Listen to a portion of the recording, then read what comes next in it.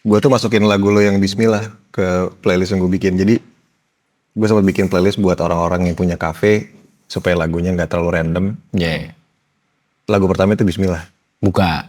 Yoi. Jadi kalau lo misalkan lo kerja sebagai barista atau apa, lo setel lagu playlist gue, itu lagu pertama Bismillah. Sedap. Mulai dari Bismillah. Oh lu nge-MD-in tuh di tempat itu? Enggak, gue bikin playlist di Spotify. Abis itu gue sempat share di situ, sempat gue ngomong di Threads lah, tapi abis itu Threads-nya rame. Dan lagu pertamanya di playlist itu ada hampir 4 jam, atau 9 jam gue lupa. Lagu pertamanya Bismillah. Sedai. Iya. Gue suka tuh lagu itu. Thank you bang. Iya, lu gimana awalnya bisa bikin Bismillah? Bismillah, awalnya gue caur ya COVID itu. Caur COVID gitu, jadi posisi 2021 ya. Gue bikin album pertama gue tuh Adulting for Dummies. Yes. Di keadaan terpuruk lah bisa gue bilang. In a very disturbing time ya. Yeah.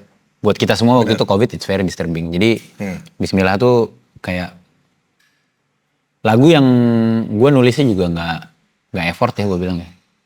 Beneran tumpah aja. Yeah. Dan buat gue biasanya lagu yang gue rasa sering kayak lagu bagus gue tuh yang ditulisnya nggak banyak anu-anu gitu. Gak banyak batuknya gue bilang. Iya, dan gak banyak buah pikir. Tapi betulan tumpah aja gitu. Iya, benar-benar. Udah bukan hasil pikiran lagi gitu, tapi beneran pure perasaan biasanya. Nah waktu Bismillah tuh beneran nih perasaan gue cuman, gue ada di level yang saat itu kayak, gue gak tau lagi, ya udahlah. Gak tau lagi apa tuh? Maksudnya ini kudu gimana nih gitu, dalam artian karir, kehidupan profesional. Jangkauan masa depan di industri yang gue sendiri gak familiar gitu ya, gitu sebagai seorang pendatang di kota Jakarta gitu. Gak punya contoh banyak orang yang udah duluan gitu. Selain kenal sama rekan-rekan musisi yang bisa gue bilang kenalnya dia udah jadi musisi gitu. Gue gak ngeliat sepak terjang waktu di OTW gitu. Paling bentar-bentar gue nonton podcast kan.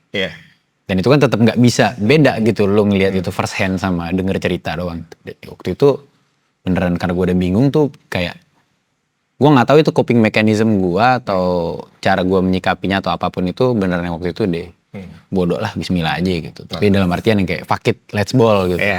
Oke. Nah di Adulting for Dummies nih gue ngelihat apa ya?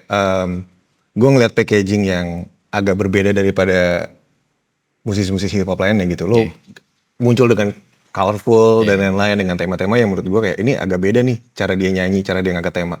Menurut lo emang hip hop itu harusnya gimana sih? Nggak harus gimana-gimana sih bang. Kalau gue pribadi ya hip hop nggak ada format gitu. Yang gue percaya ya gitu. Walaupun mengenalnya sendiri juga gue banyak jatuh kepada format-format populer lah yang ditawarkan lewat media yang bisa kita akses. Mulai dari hip hop 90s, hip hop 2000-an, Lil Wayne dan kawan-kawan sampai hip hop 2010-an yang trap-trapan dan lain-lain. Tapi melihat banyaknya varietas mereka sendiri di Amerika sendiri ya gitu kita bilang. Dan nonton film atau dokumenter atau apapun sejarah berdirinya hip hop, dia musik yang gak punya format ya menurut gue ya. Semuanya dari sampel.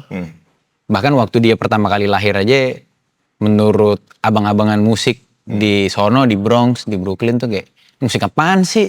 Ini ngerusak rekord disco. Waktu itu kan disco in trend ya. Dan rekord-rekord disco piringan hitam tuh dipakai, dicari bagian drumsnya doang tuh, disebutnya breaks kan gitu. Terus people orang-orang dancing disebutlah break dancing. Beneran dia ada dari sebuah daur gitu, bukan yang punya sound totok, punya apa totok. Jadi menurut gue emang nggak ada format ya, jatuhnya dia kayak heavy on context gitu loh, gue ngeliatnya hip hop tuh. Jadi dia ngambil sesuatu yang dari yang udah ada kemudian di recycle sama mereka. Nah ini hip hop ini musik pertama lu bukan? Bukan. Musik pertama lu apa? Pop lah. Pop pastinya. Di tahun berapa tuh lu mulai memutuskan untuk gue pengen nyoba-nyoba main musik? Oh bikin musik? Bikin musik tuh bukan pop ya, malah popang, hardcore waktu itu, SMA hardcore. Berarti waktu lu masih di Medan. Itu apa tuh yang lu dengerin waktu zaman apa namanya ya, kayak lu bilang tadi ada popang terus ada hardcore. Startnya popang ya SMP tuh, dengerinnya ya Blink-182, Green Day, My Chemical Romance. Pasti. Terus menuju ke HC? Menuju ke HC, dari situ bergaul sama teman-teman band dan lain-lain. Terus salah satu teman deket gua yang sekarang menjadi manajer Bab. Sama-sama orang Medan tuh. Gue deket sama dia nih, orang namanya Arik.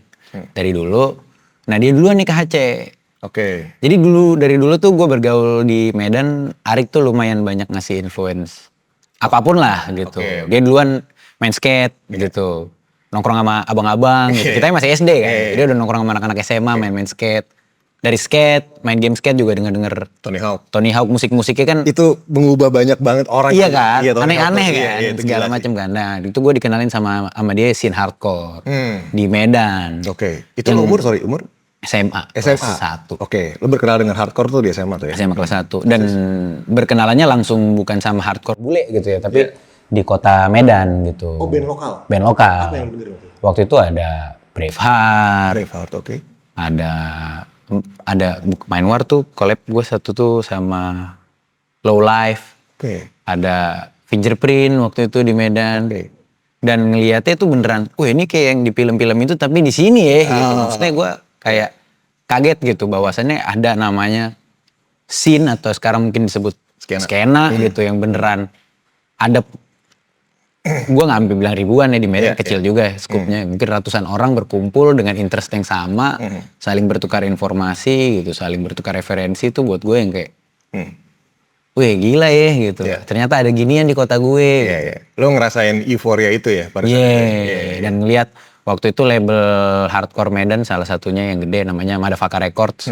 Itu udah punya talent dari Bangkok. Oh, oke. Terus beberapa band ada namanya Martyr juga waktu itu, dia band straight edge. Oke. Gitu dari Medan udah tour ASEAN. Itu bikin gue yang kayak, wih beneran nih ya gitu. Gue kira tuh cuman kayak pipe dream lah awalnya. It's actually true gitu. It's happening in my city gitu. Kayak udah lanjut lah. Cuman waktu itu juga gue sendiri nggak punya gambaran besar terhadap musik gue mau dikemanain sih. Selain ya gue do it karena gue suka aja. Oke. Itu tahun berapa tuh? Sekitar 2011, 12. Gue lulus 14 aja. Lulus SMA? Lulus SMA. Masuk kuliah juga 14. Oke. Lu kuliah di sana? Kuliah di Jatinangor gue. Oh, lu pindah ke Jawa Barat. Iya. Nah, ketika lu dari Popang terus kemudian ke HC, apa yang bikin lu tiba-tiba ke hip hop? Nggak tiba-tiba sih maksud gue. Apa yang gue lu ke sana? Ya, hip hop sendiri waktu itu di Medan ternyata surprisingly gue lihat sekarang suatu hal yang mengagetkan bagi gue sekarang. Kenapa mengagetkan? Karena waktu gue SD ternyata it's a trend gitu di Medan. Adalah tren yang besar gitu. Bahkan di level yang lu nggak heran dan terasa lumrah ngelihat teman-teman lo di SD tuh berempat bikin grup rap. Oke. Kayak ngeband aja gitu waktu itu. Dan gelagat hip hop di Medan itu sangat rame ya waktu itu. Itu di bawah 2010 berarti itu? Di bawah 2010 itu. Waktu itu rapper-rapper kayak Jere Fundamental, terus ada Ucok Munte, banyak lah nama-nama dari Medan yang waktu itu namanya juga gede gitu bisa gue bilang. Dan peminat genre itu juga banyak, nggak cuma secara musik tapi juga grafitinya rame, breakdance juga rame. Bahkan dulu sampai ada salah satu toko, kalau sekarang tuh di Medan, orang Medan masih tahu, itu nama mall gede itu Sun Plaza. Itu tuh right in the middle of the city lah ya, tengah kota banget. Setelah Sun Plaza itu dulu ada satu ruko, nama tokonya Pampin. Itu jual pernak-pernik hip hop gitu. Oh, ininya nih, sumbernya nih di sini nih. Iya. Ada toko itu jual kayak baju-baju.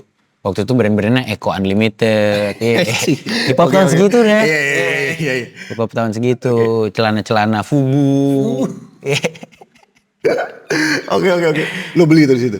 Gak beli lu, mahal bang. Oh, mahal baik, bang. baik. Dulu gua belinya Skaters, Prosop, Black ID. Lokal ya? Lokal, lebih terjangkau. Betul. Apa maksud gue, lu kan punya trigger tadi. Lu dengan Popang, pintunya Blink. Terus HC lu tadi banyak band-band lokal. Pintu hip hop lu siapa? Pintu hip hop tuh mungkin bisa gue bilang untuk to actually do it ya gitu. Rich Brian, Ariel Nayaka. Rich Brian, Ariel Nayaka, Karim lokal ya. Iya. Karim dan lain-lain. Oke, maksud gue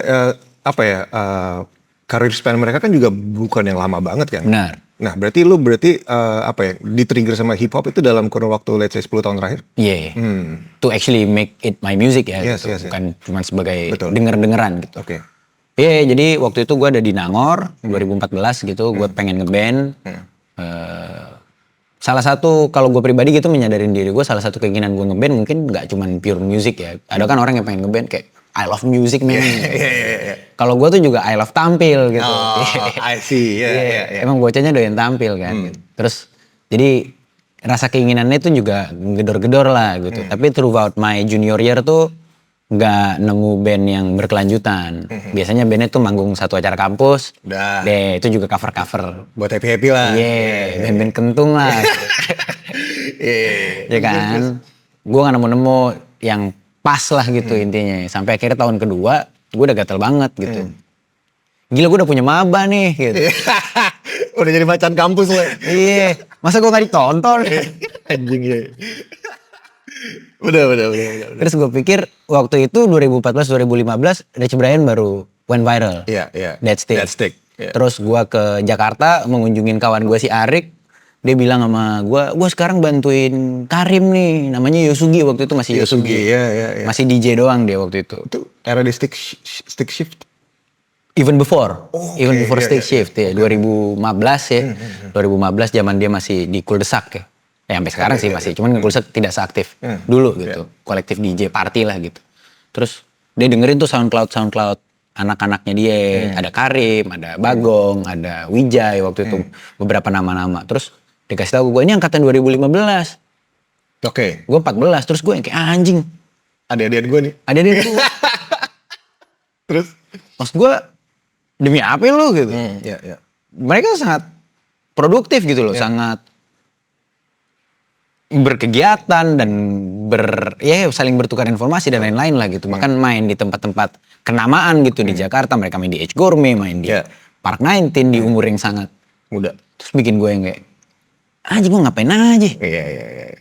Lo ada sense of apa ya, competition di situ. Iya, awalnya jadi itu triggernya. Terus gue ngeliat tadi Rich Brian, terus gue jadinya ngediscover ada Nayaka dan lain-lain.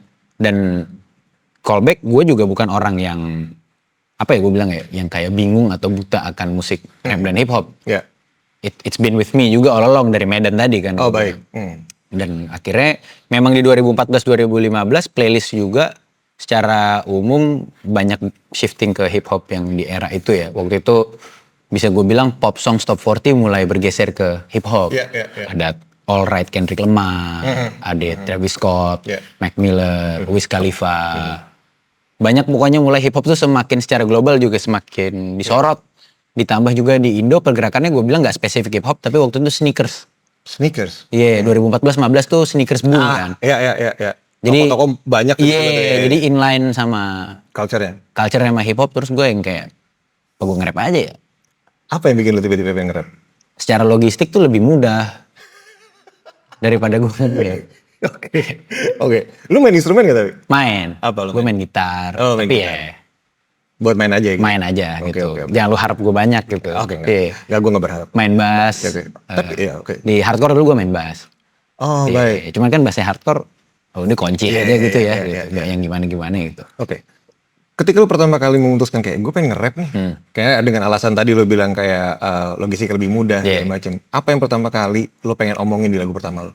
Gak ada, gue beneran lagu pertama gue judulnya juga Puff. Oh, gue tahu siapa yang ngomongin.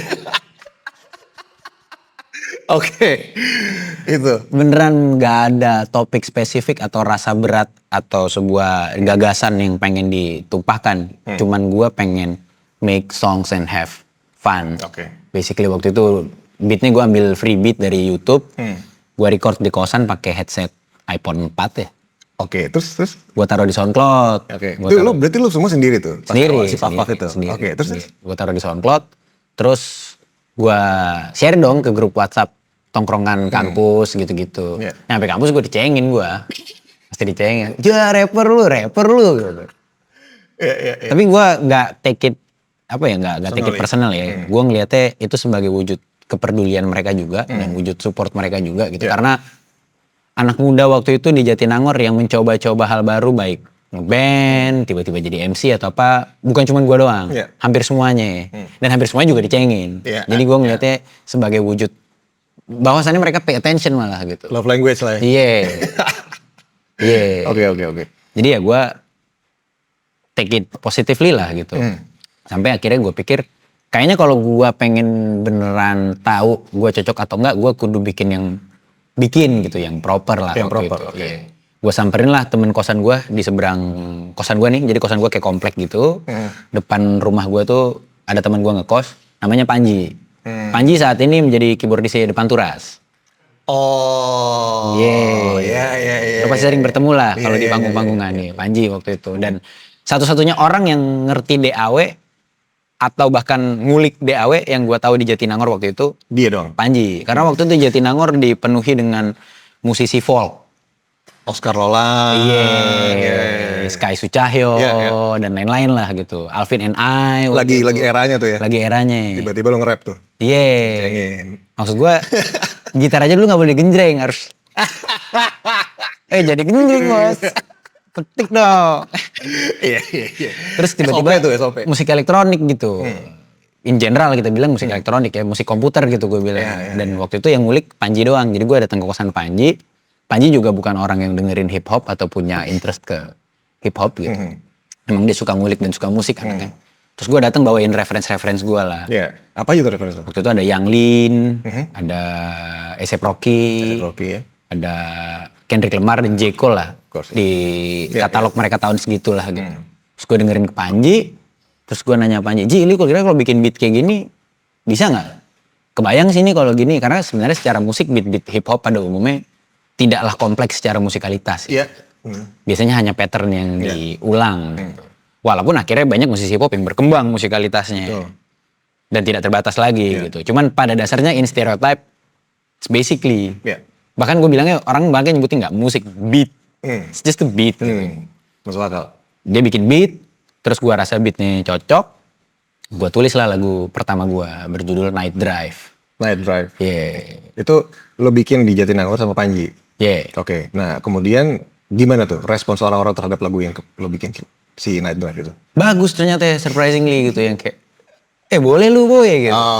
Dan nama Bass Boy itu udah ada dari sebelum gue nge-rap. Dari itu mana asalnya? Nickname gue di kampus, anak-anak yang bikin lah. Yang originnya juga udah nggak tahu lah gitu.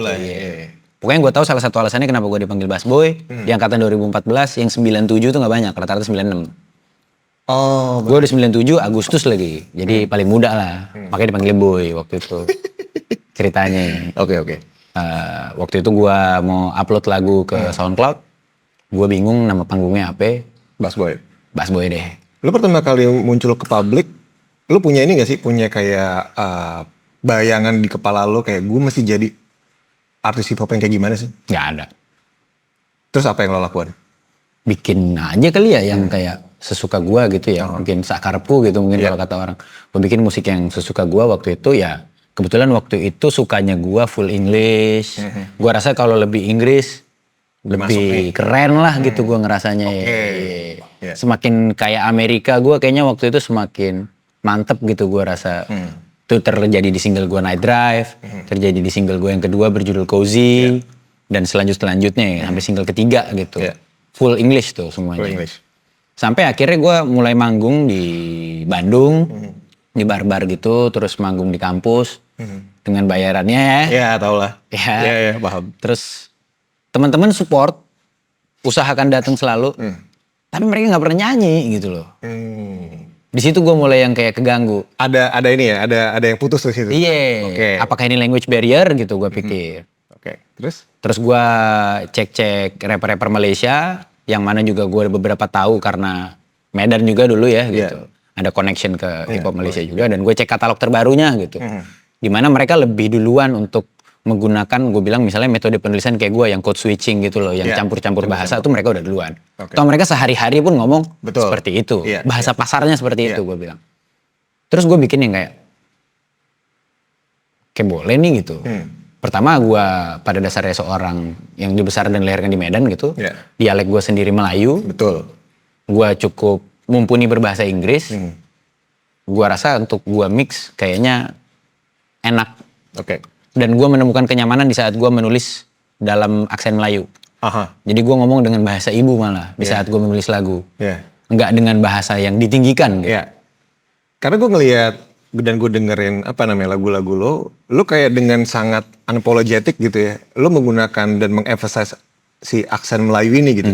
Dimana mungkin ini buat sebagian orang untuk menggunakan aksen lokalnya adalah sebuah kayak aduh ini kayaknya terlalu medok atau terlalu kurang nih gitu. Keberanian apa ya, maksud gue trigger apa selain lo tadi udah cerita lo asalnya dari mana, lo berani memutuskan untuk fuck gue mau pakai dialek yang Melayu nih. Awalnya gue bikin satu lagu cuman ada 3 line, 4 line bahasa Indonesianya ya.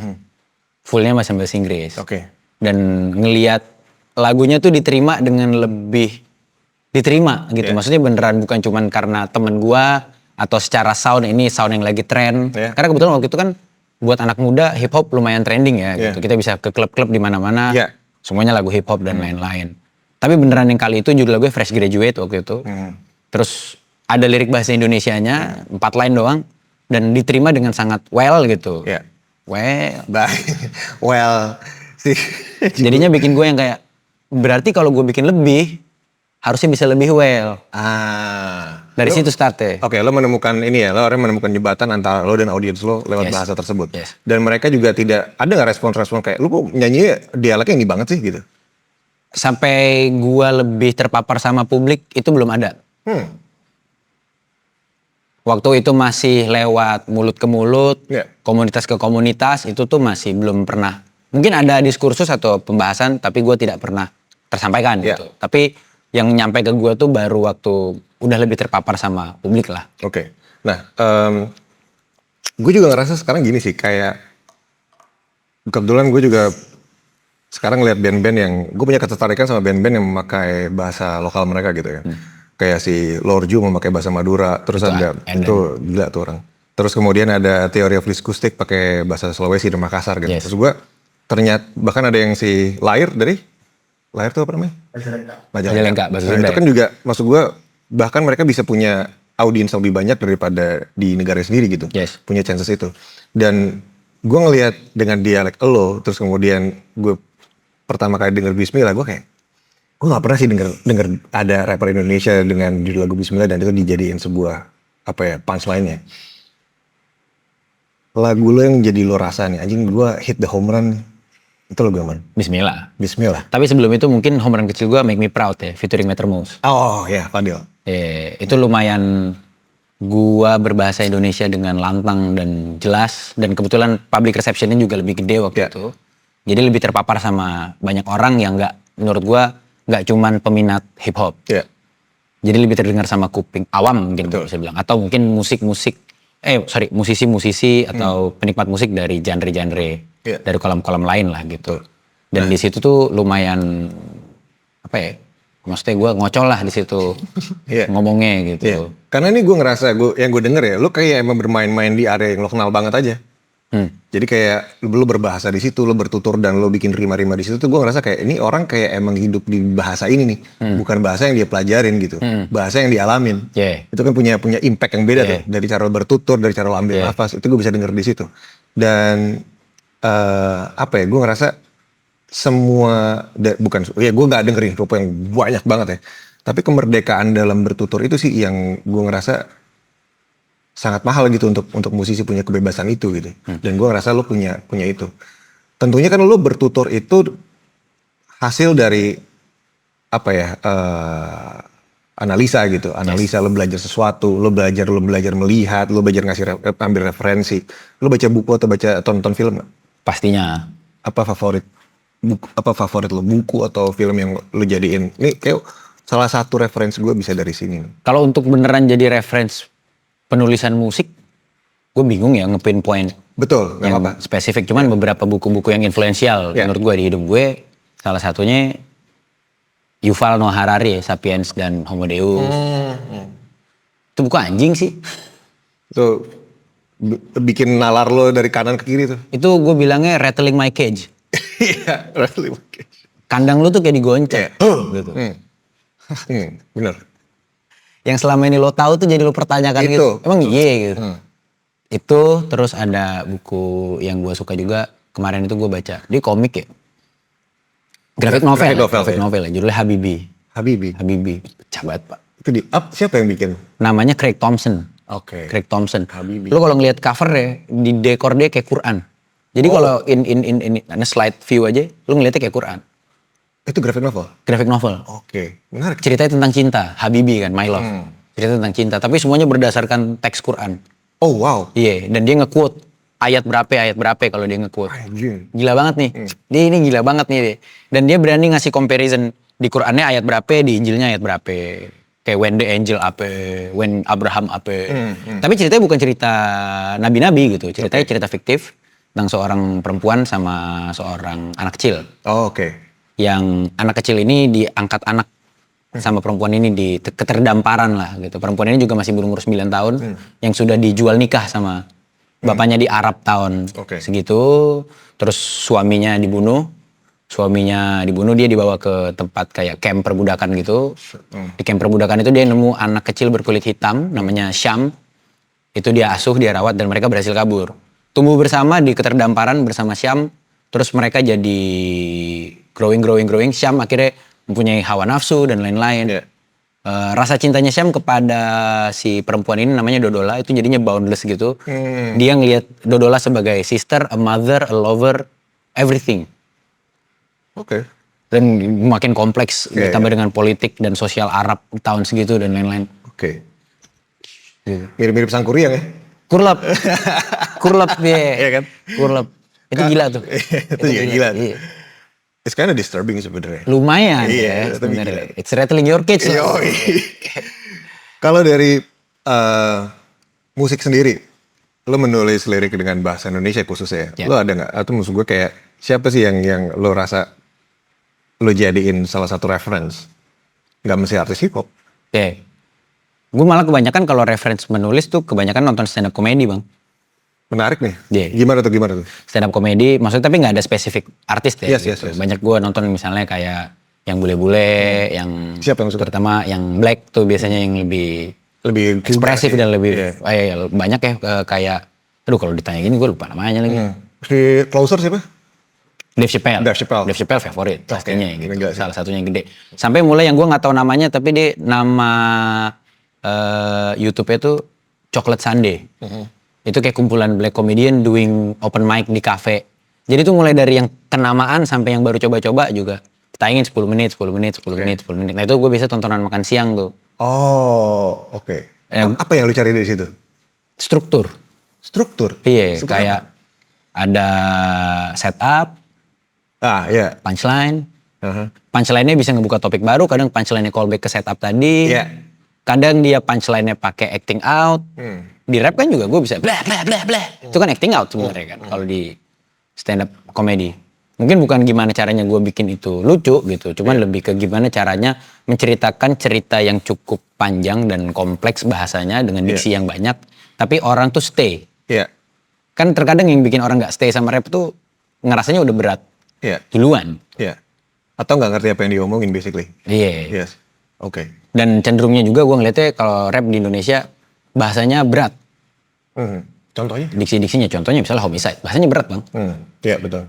Atau kayak beberapa rapper Grimlock kayak gitu ya, Ranslam gitu misalnya. Gue gak tahu Ranslam Death Block atau Grimlock. Anyway, yang lebih underground lah ya gue bisa bilang. Biasanya diksinya berat-berat gitu, ketahuan gitu. Mereka yang menyukainya, yang mengimaninya adalah orang-orang yang biasanya baca buku yang serupa.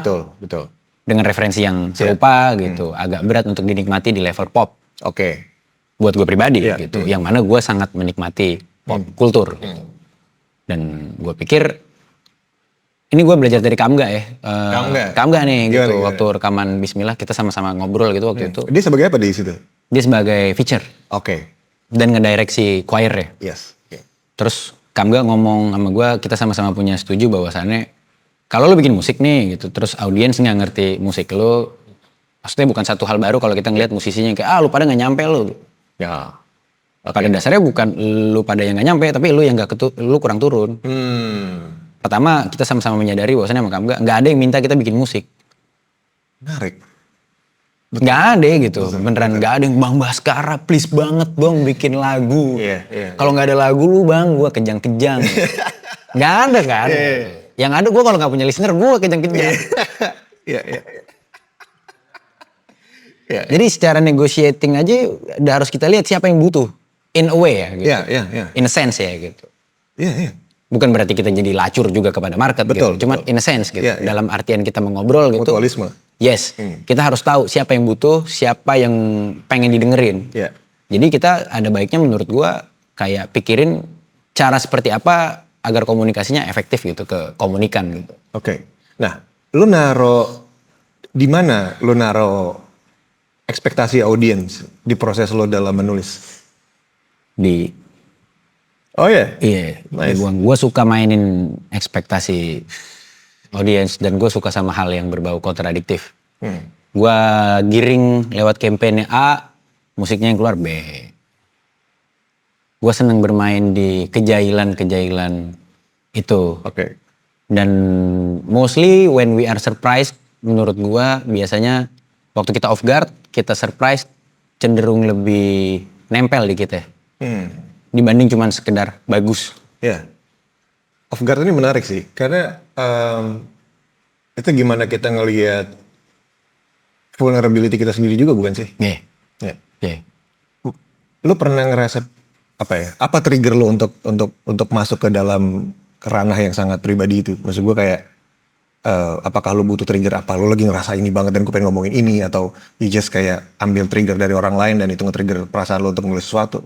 Triggernya dari eksternal pastinya mostly, sisanya internal lebih ke gue menyadari bahwasannya area yang paling mudah untuk gue explore dan yang bisa bikin gue warna yang paling beda justru di dalam. Ya, jadi gue kayak ngelihat keluar buat referensi, ngelihat ke dalam buat relevansi gitu loh gue. Itu kalimat itu bagus. Ngelihatnya gitu. Jadi gue coba untuk lihat diri gue sendiri gitu.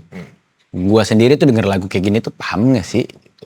Gue tuh beneran mudah. Let's say kalaupun gak paham, mudah buat mengerti gak sih? Yeah. Atau beneran gue harus duduk dulu, buka Genius, ngelihat notation lirik, baru gue yang kayak, oh ternyata dia ngomongin ini gitu. Ya mungkin karena gue seorang hobiis gitu. Seorang penghobi musik hip hop, gue akan melakukan itu. Cuman gak semua orang punya luxury of time. Luxury of time? Untuk ngelakuin itu dong gitu. Apalagi di Indonesia gitu. Yeah. Kita bicara ekonomi, sosial, dan politiknya timpang banget sama Amerika gitu. Di Amerika hip hop musik gembel. Starting from gembel gitu. From the hood gitu. Di Indonesia hip hop musik anak sekolah inter baru ngerti bahasa Inggris bang gitu. Betul. Dimas di SMA 2 Parung pusing. Dimas SMA 2 Parung ya? Iya, Kendrick. Alright tuh ini apa sih gitu. Bener. Selain mungkin beatnya asik jadi dia kayak grooving atau apa ya gitu. Tapi pada konteks, untuk memahami konteks sepenuhnya kan ada keterbatasan eksternal. Betul. Menurut gue yang coba untuk gue lihat, karena gue juga orang ya gitu, gue juga masyarakat Indonesia. Ya walaupun gue mungkin gue bisa bilang cukup beruntung dan punya privilege untuk bisa belajar bahasa Inggris dan lain-lain. Tapi sedikit banyak gue ngerti lah apa yang dirasain orang lain gitu mungkin bisa gue bilang. Jadi gue coba berkaca ke situ ya. Oke. Menarik juga karena ini kan lu tulis di Soul Vulnerability ini, lu tulis di lagu Menangis lah. Ini adalah satu hal yang menurut gue banyak against tentang toxic masculinity juga di sini gitu. Kurlep. Ya. Apa yang bikin lu nulis lagu ini? Yang bikin gue nulis lagu itu sebenarnya gue jatuh cinta sama pasangan gue yang saat ini. Gitu. Dan waktu proses pendekatan itu gue melihat ada banyak sekali kepiluan yang dia tahan. Oke. Karena balik lagi tidak punya luxury of time, harus bekerja, harus function, tuntutan tagihan dan lain-lain. Dan tidak punya luxury of place atau someone untuk to cry out to gitu loh. Oke. Beda ya nangis sendiri sama nangis nangis ke orang gitu. Dan rasa leganya juga beda gitu menurut gue. Jadi ya stance gue waktu itu di situ kepada dia adalah nangis lah gitu. Karena gue juga pengen nangis ke lu gitu. Benar. Gue juga lonely, gue juga kesedihan banyak gue tahan gitu. Gue juga sebagai perantau juga banyak bingung mencari tempat berteduh gitu. Dan gue sedang butuh-butuhnya waktu itu gitu. Lo juga sedang butuh-butuhnya, so why don't we cry together? Nice. Gitu sih awalnya gitu. Terus gue biasa gue suka jahil, gue ngomong sama tim kreatif gue dan ke yang ngegarap juga gitu, Hura Kreatif. Gue pokoknya BM-nya nih gitu, syutingnya ntar lagunya cengeng kayak begini, tapi gue pengen video klipnya hip hop parah pakai topeng. Lo mencari kontradiksi itu ya? Iya. Di satu sisi gue pengen kayak ngelempar ke audiens juga. Jadi ini hip hop atau bukan? Oke, itu nice sih. Lo menantang audiens lo sendiri ya? Kurang lebih. So far responsnya gimana? Responsnya pada ada yang kaget, ada yang udah menduga, biasanya yang sudah sangat mengikuti ya. Gitu. Iya, karena lo suka publicity stunt tiba-tiba ngapain? Iya, gitu-gitu. Terus ada juga yang so far sih belum ada nyampe ke gue reaksi negatif yang kayak ini apaan sih? Gitu. So far belum ada. Gitu. Mungkin sudah terdiskusikan tapi belum tersampaikan. Atau apa gue nggak tahu ya di luar dari gue. Tapi so far oke sih. Lu ketika bikin lagu dan lagu itu dirilis, lu kebayang gak sih siapa yang bakal dengerin? What kind of person? Kurang lebih sih kebayang dari secara demografis paling bang ya gitu. Cuman gue gimana ya, gue suka ngobrolin ini di konteks ini, tapi di satu sisi juga kayak ini apa kita harus bahas ini kesini, karena kayak di saat gue bilang jadi demografis tuh gue ngeliat musik gue jadi kayak produk. Oke. Which it is. Yeah, in a way. Iya kan gitu. Ya demografisnya biasanya dewasa tanggung. Mungkin gini kali ya, pertanyaannya lebih ke di momen apa orang lo bayangin lagi dengerin lagu ini? Menangislah, in spesifik. Momen apa ya, lebih ke gue berharapnya dia nemu lagunya lagi gak ngapa-ngapain, terus bikin dia pengen cari momen untuk dengerin itu pada konteksnya. Let's say dia berangkat kantor, denger playlist baru gitu kan, biasanya kan orang suka ngecek itu tuh, new release gitu, terus dia kayak anjay juga nih gitu. Terus dia pulang hanya untuk nanti dengerin lagu itu. Cuman kalau menangislah jauh lebih diperuntukkan untuk didengarkan secara personal. Maksudnya di ruang personal juga. Karena ini menarik, ini satu hal yang gue pelajarin juga dari, gue pernah baca interview Kevin Parker, Tame Impala. Dia bilang dia sempat kaget, lagu yang dia bikin untuk para introvert, itu bisa dinyanyiin segitu banyak orang di festival di Glastonbury. Karena dia berpikir adalah, gue pengen bikin lagu yang bisa nemenin orang introvert di bis untuk bisa punya party di kepalanya sendiri. Dan itu menurut gue sebuah klasifikasi kalau dibilang ya, klasifikasi pendengar yang anjing ini dia orang ini kok kepikiran ke situ ya, karena bener juga sebenarnya musik itu kan yang dengerin kita sendiri pada akhirnya. Pada dasarnya, iya, pada akhirnya juga. Yang biar kena ke dalam tuh kita nggak lagi dengerin rame-rame mungkin ya, gitu. Dan di situ gue ngerasa kayak oh iya, ternyata untuk memvisualisasikan tempat di mana orang akan mendengarkan lagu lo, itu juga bisa jadi sebuah trigger yang penting juga gitu. Itu tuh gue menemukan itu sangat menarik. Dan menurut gue ngaruh ke nuans lo nulis juga ya. Terutama kalau lo tulis sambil lo pikirin hal-hal tersebut gitu. Ya karena maksudnya gue big fan of Tame Impala. Dan gue ngerasa memang ini emang orang introvert bikin party sih. Iya kan, maksud gue elemen-elemen itu bukan yang ekstrovert yang jedar gitu. Subtle gitu. Jadi kayak ya hal yang sama gue rasain juga, bener atau salahnya gue nggak tahu. Cuman gue dengerin Daft Punk itu juga bukan hal yang sangat masif gitu kan. Walaupun in a way itu masif banget. Cuman lu merasakan intimacy di dalam semua elemen musiknya gitu. Paham. Itu sih. I get what you feel it. Iya kan. Kayak Something About Us. Iya, buset intim banget ya. Iya kan. Terus yang dia bikin sama Julian Casablancas tuh Instant Crush. Itu juga lagu-lagu terbaiknya Daft Punk dan itu ditulis emang buat orang-orang yang sendirian gitu. But still it's a party anthem juga. Ya, itu sih yang menarik. Dan ngomongin soal ini, lu ngerasa lu sebagai orang yang introvert atau extrovert? Gue pikir gue ekstrovert, tapi semakin gue bertambah umur, terkikis aja gitu, fading gitu, washes off. Walaupun masih tetap mungkin kalau diginiin ekstrovertnya lebih gede, cuman intensitinya mulai terkikis ya gitu. Ekstrovertnya di sini, tapi kemudian si introvertnya makin naik. Makin naik, iya. Gitu ya. Lo ketika lo lagi sendirian nih, maksud gue, ketika lo habis rilis single kayak Menangis lah atau rilis single yang lain, the song udah dirilis jebret gitu. Lo pasti, bukan pasti sih, gue pengen nanya deh, lo tuh sering ngerasa gini gak sih? Mungkin lo abis manggung nih biasanya, abis manggung di festival, and then everybody was singing, wah jeder. Ada momen dimana lo masuk ke mobil, lo gak pengen denger lagu, you driving alone, and then lo nyampe ke tempat lo tidur, dan apa yang lo rasain saat itu? Happy ya, kalau manggung ya, kalau spesifik manggung gue happy bahwasannya musik gue sekarang bisa gue rasain dimilikin bukan hanya sama gue, dan tadi kita barusan merayakan itu bareng-bareng gitu ya.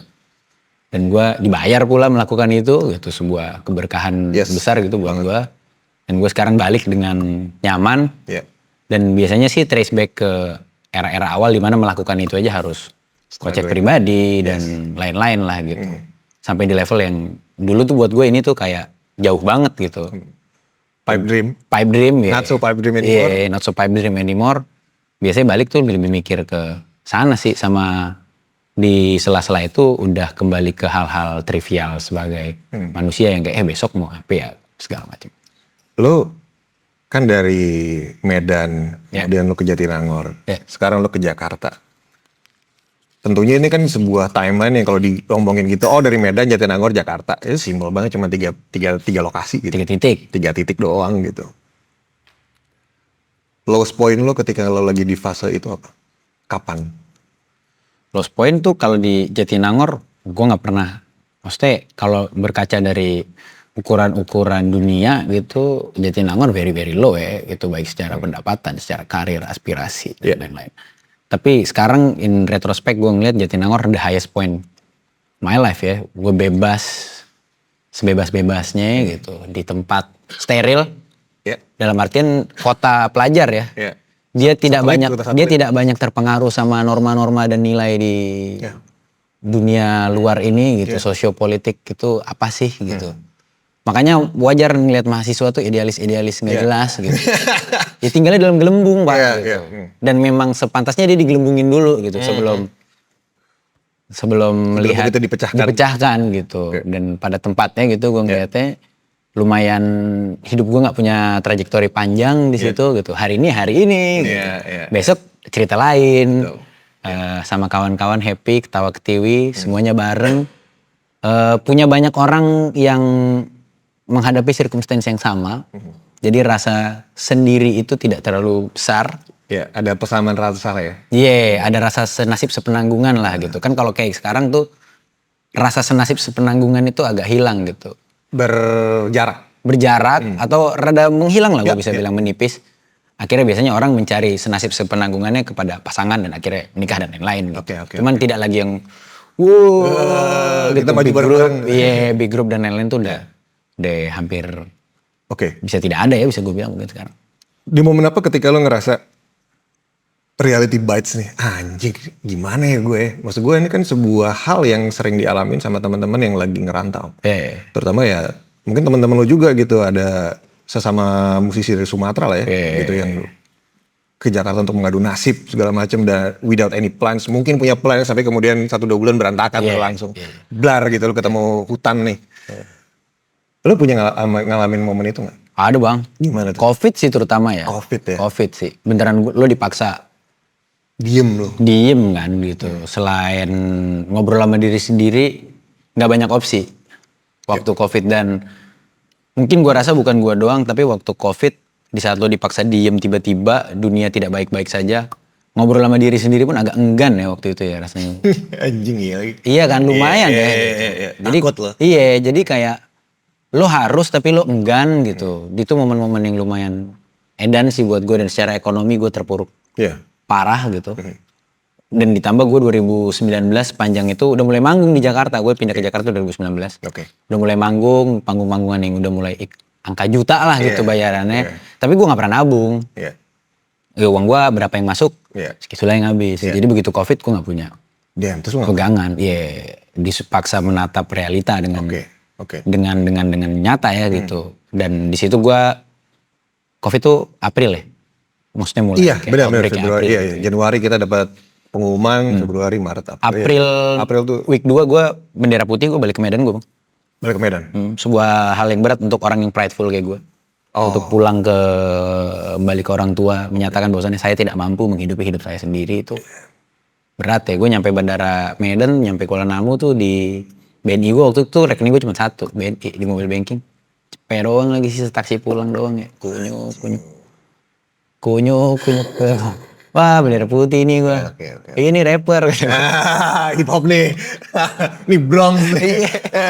Rapper juga nih. Dia nih. Oke. Lumayan lah ada komedinya. Gue selalu mencari komedi-komedi out of everything gitu. Out of the tragicness gitu. Terus gue balik.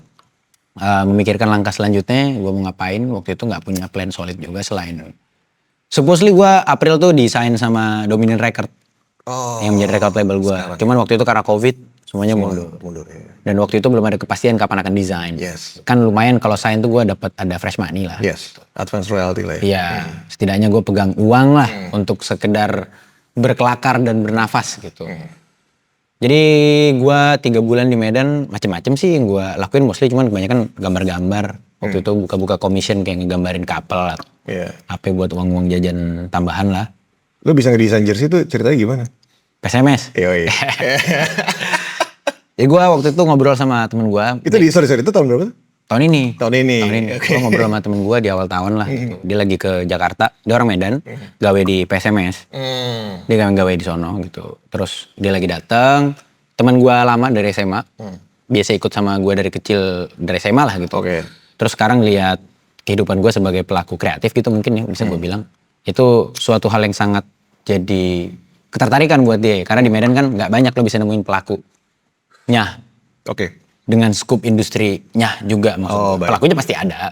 Cuma dengan scoop industri segitu tuh jadinya nggak dilihat sebagai occupation gitu, sebagai sebuah pekerjaan. Karir. Dia jadi mau melihat kayak emang lu kerja tuh ngapain sih? Waktu itu gua agendanya photoshoot brand sepatu gua. Kita photoshoot di Bantar Gebang. Terus dia ikut. Anjing, Bantar Gebang. Bokau tuh. Bokau parah ya. Gila. Set gitu.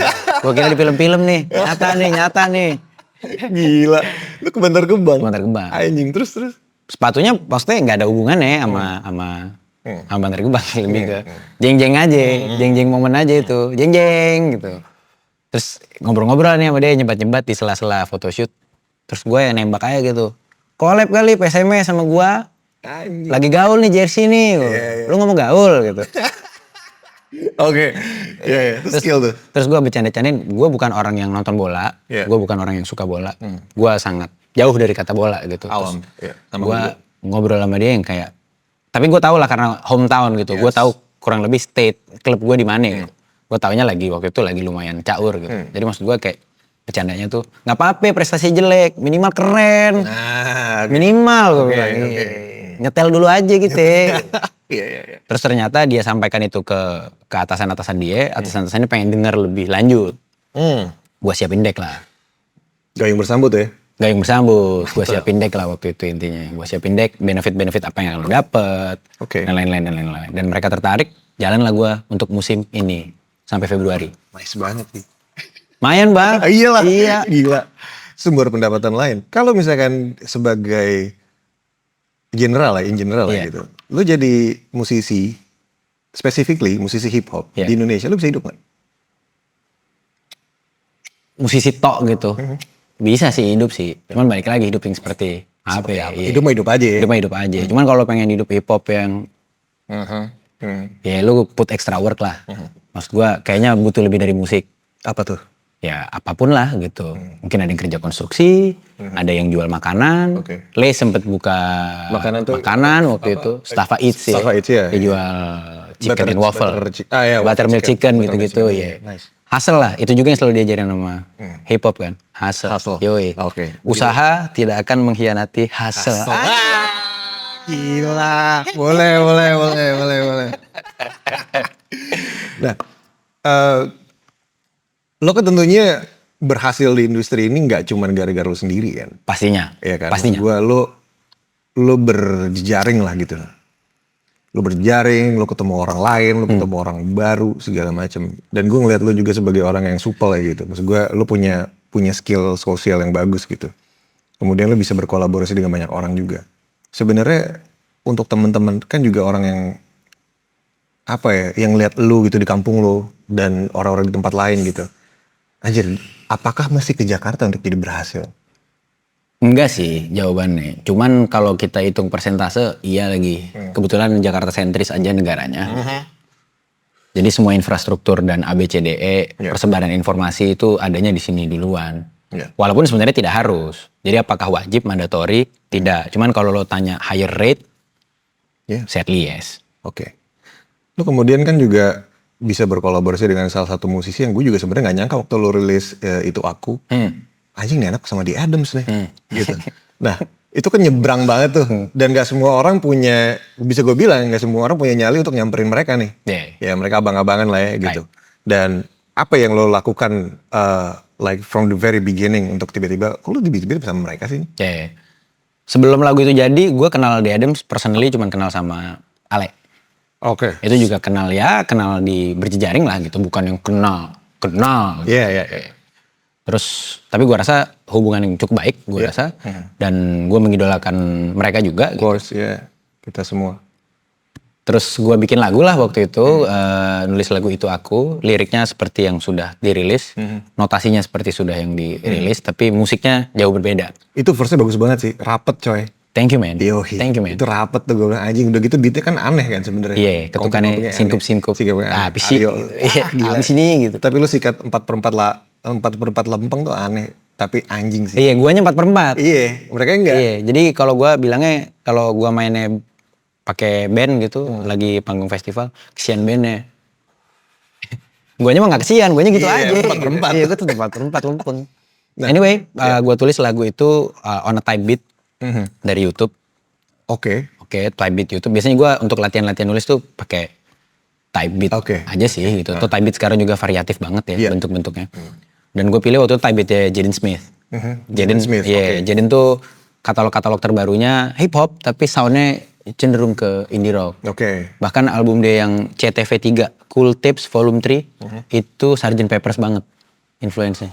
Sampai ke art cover-nya. Oh iya? Iya, ada lagu dia yang Blackbird banget. Anjing serius lu? Serius gue. Oke. Serius gue, dan itu yang lumayan matahin gue awalnya yang ngeliat Jaden Smith tuh yang lu mah anaknya Will Smith doang. Tapi waktu gue denger artnya, Oh boleh nih. iya, anaknya Will Smith sih lu. Awalnya kayak anaknya Will Smith doang, terus anaknya Will Smith. Oke, habis itu kasih tuh si beat yang udah lo bikin. Yes, gue tulis, liriknya dominan bahasa Indonesia, gue dengerin balik. Iya, itu bagus man. Thank you. Impresinya beda tapi kok nggak jadi kayak Jaden Smith gitu. Impresinya lebih reminding gue ke The Adams. Somehow lo punya koneksi itu ya? Iya, Oke. ke The Adams yang bisa gue bilang ya hits single mereka lah ya. Itu seperti Timur, konservatif dengan sound gitar seperti itu dan lain-lain. Terus gue pikir, wah ini kayaknya kalau mereka beneran bisa ikutan, kayaknya seru nih. Ini gila sih, gitu. Ini gila sih, history to be made. Itu gue pikir. Awalnya cuma sekedar, apa ya gue bilang hayalan. Untuk ngecendol ya. Iya, hayalan babu. Akhirnya kejadian. Terus gue ngobrolin sama tim dan lain-lain, kita coba untuk propose ke mereka, kirimin dan lain-lain. Terus mereka manggil ke base camp barunya yang di... Oh bukan di teras belakang tuh ya? Di Kebagusan. Bagusan, oke. Iya, dipanggil ke sono lah gue. Panggil ke sono, ngobrol-ngobrol dan lain-lain. Terus mereka yang kayak, tapi ini Boy, kata Aryo, kalau gue obrak-abrik, lu terima gak? Terima lah bang, obrak-abrik. Masa gue gak terima? Siapa gue gak terima? Iya, abang-abangan tuh. Iya, obrak-abrik aja bang. Dan justru gue kesini tuh biar lu obrak-abrik. Iya. Dan gue gak tahu, tapi selain di Adams, selalu gue sama siapapun berkolaborasi, gue jarang datang bawa kanvas kosong. Oke, lu udah punya at least 40% lah ya? Iya, dan biasanya itu beneran udah gue dedicated, lu tinggal ngisi bagian. Apanya? Lu. Ya, okay. Dan emang dari awal tuh musik divisikan untuk bersama. Nice. Lu emang sudah menyediakan ruang. Iya. Dan selalu coba untuk exit plan gua atau backup plan, selalu gua bikin gimana caranya tuh lagu tanpa atau tidak adanya featuring bisa tetap jadi lagu itu sendiri. Nice. Itself. Jadi walaupun kemarin itu gua pikir, karena kan nggak mungkin 100%.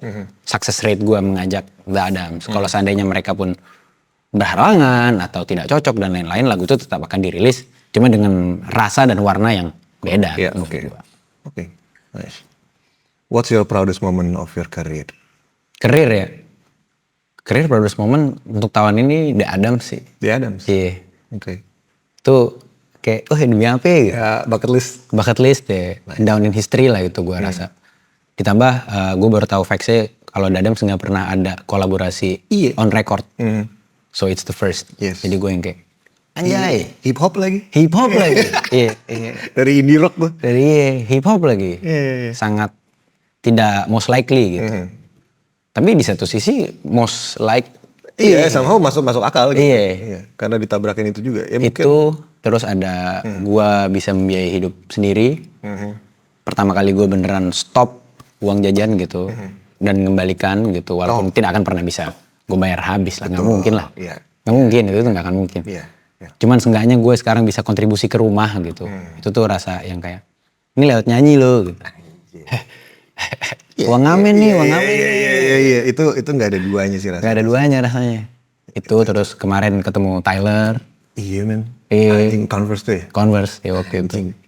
Itu orang juga gila sih. Dan lu bisa ketemu dia tuh, gue liatnya juga di Instagram, gue bilang anjing dia sampai bisa, dia nada tangan album lu ya? Iya, gue bawa. Gue bawa 2 kopi, satu buat dia pegang, entah dia baca, entah terserah lu deh bang gitu kan. Nyampe aja Iya, bang. punya gue lo tanda tangan gue bawa pulang. Gila. Bukti fisik aja. Iyalah. Lu mengidolakan dia juga? Banget, banget. Not as a rapper ya, Iya. as a person, as an artist gitu. Iya. Gue bilang he's not the best rapper.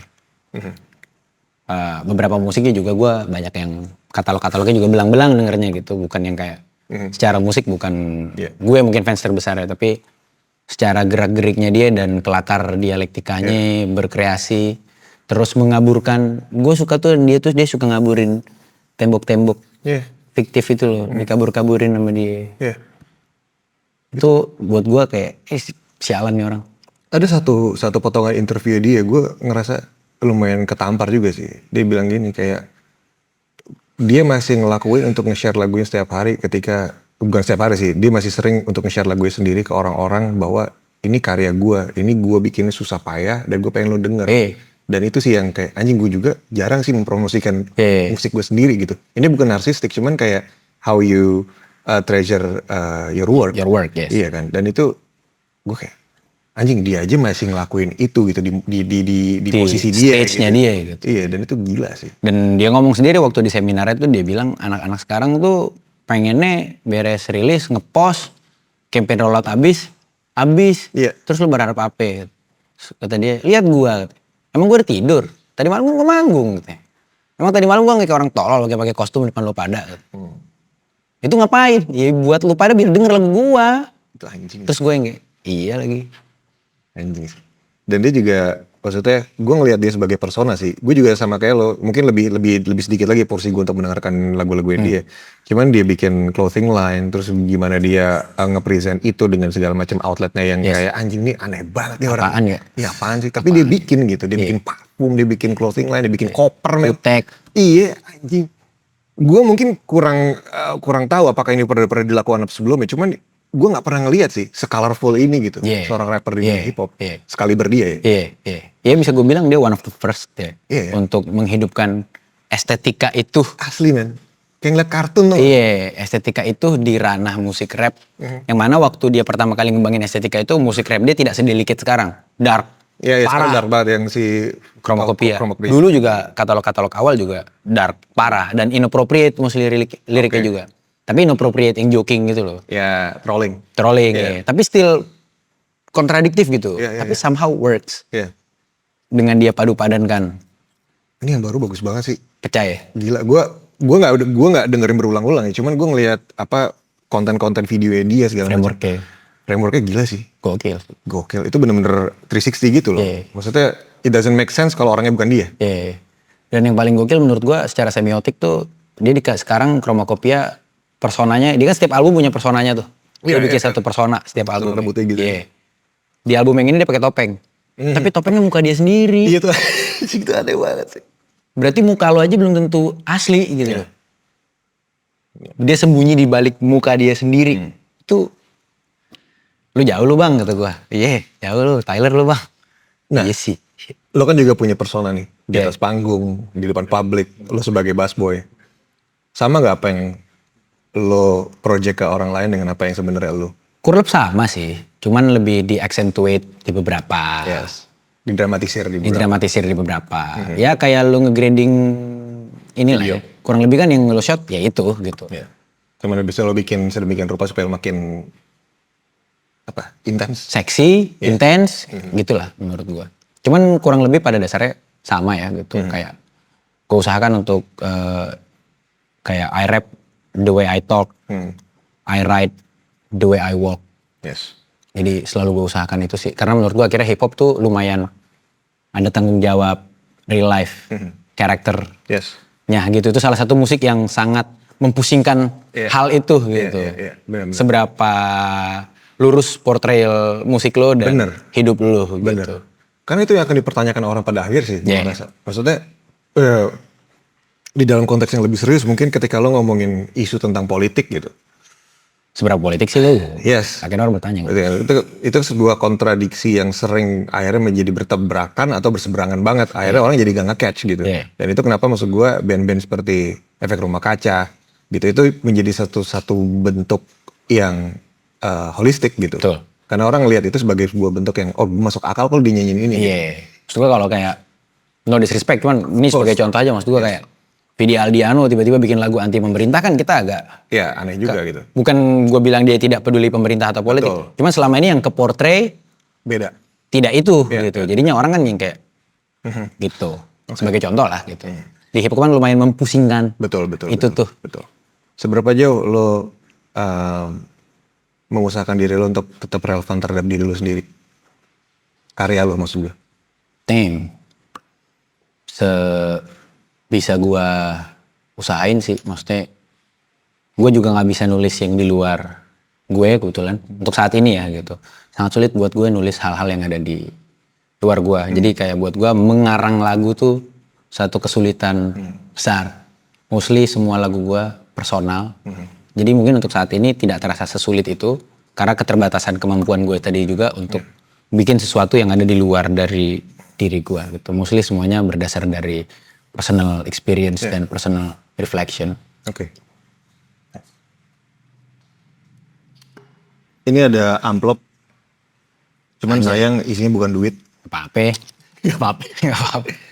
Ini pertanyaan dari tamu gue sebelumnya. Oke. Silakan dibaca pertanyaannya dan silakan disebut siapa namanya. Oke. Gue juga belum baca. Gue lihat ya. Kita nggak pernah baca. Rahasia negara nih. Yoi. Super Semar. Super Semar ya.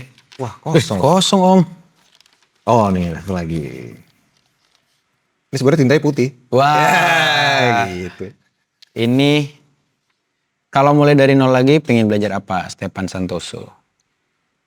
Gue pengen belajar banyak banget lagi. Gue pengen belajar desain beneran belajar ya gitu. Gue pengen belajar musik yang proper. Ya semua yang gue lakuin sekarang gue pengen punya edukasi formalnya gitu. Dulu gue musik sempet dilesin piano sama mak gue. Tapi gue gak bertahan lama ya. Sangat. Buat anak kecil tuh buat gue kayak set deh gitu. Dan sekarang kalau dipikir-pikir kayak andai aja gue dulu lebih mau tahan gitu. Pasti manfaatnya lebih banyak buat gue sekarang. Itu satu hal yang selalu disesalin sama orang yang dulunya dilesin piano. Yeah. Iya kan? Anjing tahu gitu gue terusin nih. Baru kelasnya 10 tahun, 15 tahun berikutnya. Minimal gue ganteng-gantengan aja. Bisa. Tangguh. Kevin Aprilio gitu kan. Minimal gitu loh maksud gue. Gak kudu banget gitu. Action aja. Action aja. Ya Pamungkas lah. Boleh lah. Iya. Boleh lah. Pamungkas. Oke. Ini silakan ditulis pertanyaan apa aja untuk tamu gue selanjutnya. Oke.